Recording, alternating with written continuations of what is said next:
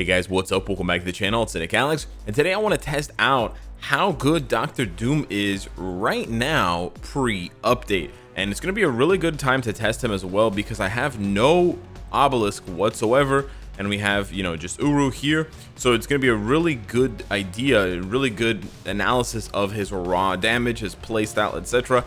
How much that changes, how it changes, and whether, he gets a big jump, a massive jump, or a medium jump. Things to remember about Dr. Doom before we jump into the content: he has damage accumulation based on damage taken, so you actually want to get hit, but fear not, this skill gives you invincibility for 5 seconds. He actually doesn't have that many iframes as well, so if you want to cancel 3 you can. Basically 5 is his only real iframe. And then you also have a very high base energy attack stat. He is native tier 2, yes, but almost 40k almost 40k for a character before they get to tier 3, without a uniform, without any kind of obelisk that increases all attack, and considering he's a character from 2019. That might not seem like a big deal, but we've shown with characters like Cersei time and time again that newer characters just have higher base stats. That's just kind of the name of the game. So for a character that's over 2 years old, he's basically 2.5 years old, and this is his base look, so nothing has changed for 2.5 years. He does have very high base stats, so that should bode well for him. I mean, he almost has more energy attack than HP, for crying out loud, right? But that should bode well for this native tier 2, and we sort of, we're hoping Dr. Doom gets a pretty big bump, so he should look decent here, but we want him to look even more decent than decent. So we're gonna start off with Cull Obsidian or Black Dwarf here. We'll try some other bosses as well, but I'm just going to put together a team for him, and then we'll jump into some content. So funny enough, despite all the time I spent talking up Victorious and how she's such a great leadership and support for Dr. Doom, I do actually think that Ebony tier 3, or Ebony Ma with the new uniform, is the best lead for him if you're fighting against universal villains. If you're not fighting against universal types, then no. But he's doing pretty good right now. We're trying to get hit to trigger the accumulation. Most of his damage is spread out on his 5th skill, as you can see, but he also has some damage on 4. 3 actually doesn't have that good of a damage spike, so you're really just setting it up and trying to get hit so that the last few seconds of the accumulation you can use with with the buff on the 5. So this is how it's looking right now. Obviously super duper tanky, 50% long iframe on 5, right? 50% heal if he were to take damage anyways, which we're trying to do. And the accumulation is going to last for 10 seconds. So it actually lasts, it could last longer, obviously. We want it to last until that that explosion happens on 5, because 5 has so much damage and it's spread out so well. You can see here that even actually the most damaging part of 5 actually looks to be the part where he lands and the explosion happens. So what we're gonna try to do here, we're gonna do 3, accumulate, and then we're just gonna go right into 5 to get more accumulation. Okay, to get more accumulation spread on these skills, because 10 seconds is a long time for the accumulation, but at the same time it's actually running out a little bit early. Okay, we're not gonna be able to crack this shield, but yeah, basically all his damage is stacked on 5, but he's still able to so let's see here, we took all that damage and we can just pop and heal it all back up. You can also move this one around, by the way. I haven't been moving it around, but yeah, look at that damage that actually went up. So we're gonna do this. Oh, I died. Wow, I died. Get hit, accumulate. Here we go. Drop the nuke. Boom. Go into the 4 iframe. Yeah, the only thing is that his 5 has really long cooldown, which is kind of annoying. But man, he's got some of the coolest skills in the game. I kind of forgot how cool Dr. Doom looks. This dude looks very cool. Oh. Relax. Oh my goodness. Okay, I feel like that was just unlucky, but anyways, I feel like I feel like I just got unlucky, let's be honest. I don't want to make excuses for myself here, but come on. we spent like the first 10 bars not taking any damage, and then suddenly we died twice in the last like 6 bars. I feel like I just got unlucky. Let me try him against a couple of other bosses. I'm actually curious how his damage looks. But yeah, I do think that Ebony Maw leadership is actually going to end up being better for him than I mean, if you're fighting against universals, it's going to be better than Victoria's for Doctor Doom. So we'll have to wait and see. Where the heck is Doctor Doom, dude? I'm blind. And then between, obviously Ghost Panther's not going to be offering you any fire damage, like any extra buffs compared to Taskmaster, but we'll just roll with this because it's essentially the same. Let's see how it is against Supergiant here. Supergiant can be kind of slippery. We want to get hit. I don't know if we got hit there. The proc that's happening is the Insight proc. That's not bad.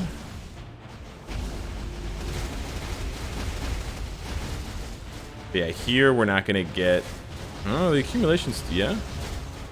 Boom. But yeah, you sort of have to wait. Oof. This is going to hurt. This should be maximum accumulation. Not quite, eh? It looks so cool. I wish it was damage. I wish that was damage accumulation based on damage dealt, because I hate canceling the third skill. It just looks so sick. He's flying around. He's blasting, right? The interesting thing about the fourth skill is you can have a huge spike in damage depending on whether you're, I guess, lucky. Did she silence me through my iframe? It looks like she did, eh? But yeah, there's a chance when you pop the fourth skill. It's so bizarre. They haven't really made a character like Doctor Doom since Doctor Doom.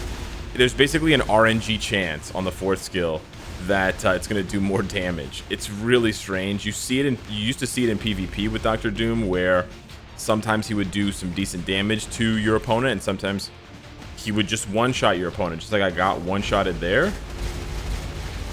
Oh, these are going through my iframe, eh? That's why I'm getting silenced.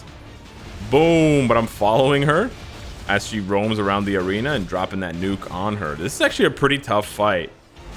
But for a native tier 2 to be able to do it without an obelisk is not bad. It takes my Iron Man tier 3, superior Iron Man with no team up and no leadership, because I was using the Captain America Black Widow team for points. It takes him about 2 minutes to do this. So, and he has a CTP of energy. So that's a decent damage comparison. He's obviously not done yet, and it's already been 2 minutes, but half as strong as superior Iron Man with a CTP of energy. Sort of difficult to calculate. But yeah, dropping nukes. Yeah, I don't know, man. If you had to keep one of Doctor Doom's skills, which one would you keep? From the perspective of a, oh no, you're not gonna kill me. From the perspective of a rework, which one would you keep? I kind of want to keep the fifth skill. Yeah, I think if they just lowered the cooldown on 5 so you can use it with a traditional proc, I think that would be the best thing to do.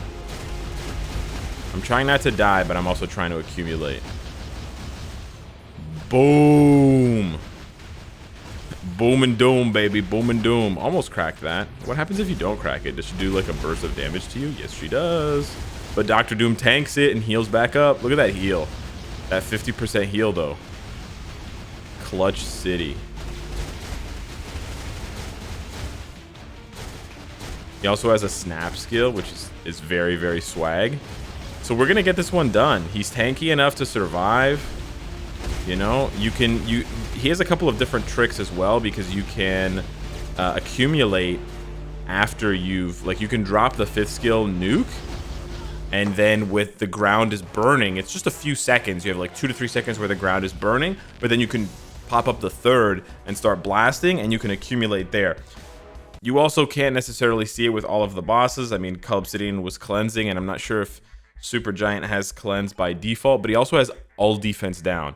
All defense down is not as important as it used to be, of course, with the advent of Pierce, but he does have -2 up to -45. Now, the fact that it's -2, there are a lot of hits on fusion energy, don't get me wrong, but yeah, you're gonna have to hit them like 23 times, right? 22, 23 times in order to get up to 44, 45%, which is kind of rough.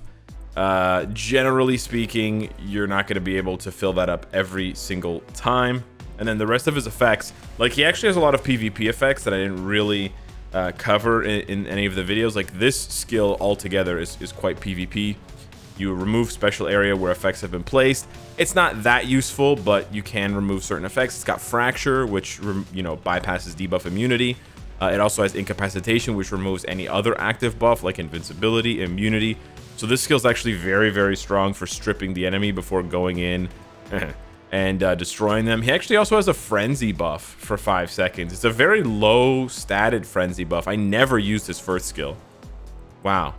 I completely forgot about that. He has other buffs that are way better. But yeah, he actually does. It's a 10-10 Frenzy buff. So I wouldn't sort of stress this too much. Hopefully they change that. Hopefully they take it off of his first skill if they're not going to change his first skill, because Devil's Grab, as we've highlighted, is very, very hard to cancel out of. And you don't want to get stuck in that skill.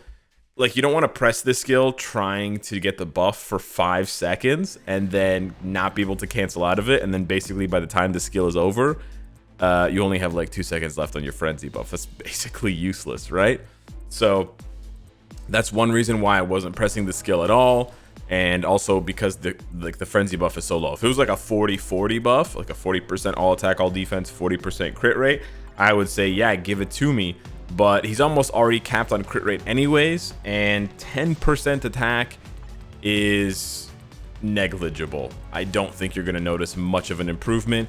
Probably the best way to play him at this point, especially if his playstyle doesn't change, would be to just time the accumulation on 3 and into 4-5 better, and like you do with characters like Sharon Rogers, etc., who have that accumulation based on damage taken. And then also to, manage the damage that you're taking so you don't take too much damage. You don't die like I died against Black Dwarf, but also that you take enough damage, again, like characters like Sharon Rogers, that you actually can do those big bursty attacks, because that's what you want, right? So we'll see what happens to Dr. Doom. We might lose the pistol. We might lose the JoJo posing missile strike. I don't know, man. These 3 skills are just so cool. But at the same time, I kind of do want a brand new Dr. Doom. After 2.5 years of the character being exactly the same, I kind of do want him to have 5 all new skills. So yeah, choose one skill that you would keep for Dr. Doom, animation-wise. It doesn't have to be damage-wise, of course, or effects-wise, just animation-wise. Which would you choose, if any? Of course, I can always go back to the old Doom if I unequip it. Maybe he'll be good enough at tier 3, where I don't even have to use the uniform. Imagine he gets a crazy stat bump. No, I'd still want to use the uniform for the extra stats, especially because it's his first uniform. But yeah, hit me up in the comments down below. Let me know what you think of Dr. Doom's performance 2.5 years later. By the way, I didn't really cover this because it's a pain in the butt to cover, but squad battle, a tier 2 Dr. Doom with this team up here, because you get a bunch of team ups with Morgan Le Fay as well. This team up here has the most team up bonuses. Like, there's very few characters on this squad, like in general on the squad, with Pimtron, Ultron, Giant Man, and Molecule Man, and Captain Marvel. There's very, very few team ups. So this team has the most number of team ups, which also means you're gonna have the best co-op skill. It's easier to save energy, the light, from stage to stage, from stage 1 to stage 2, stage 2 to stage 3. You don't save it from 1 to 2, but still from 2 to 3. And you have the best leadership, right? Otherwise, you have the 45% increased leadership from Anti-Man, but this is, of course, way more for Dr. Doom. So Dr. Doom with this team up can get you about 800,000 before Pierce, if you have 30-40% all attack on your cards. You do need a little bit. You do need decent cards, but he can get you 800,000 at tier 2. He could do that, a year ago when Squad Battle was first introduced, way before Pierce. But so could Molecule Man.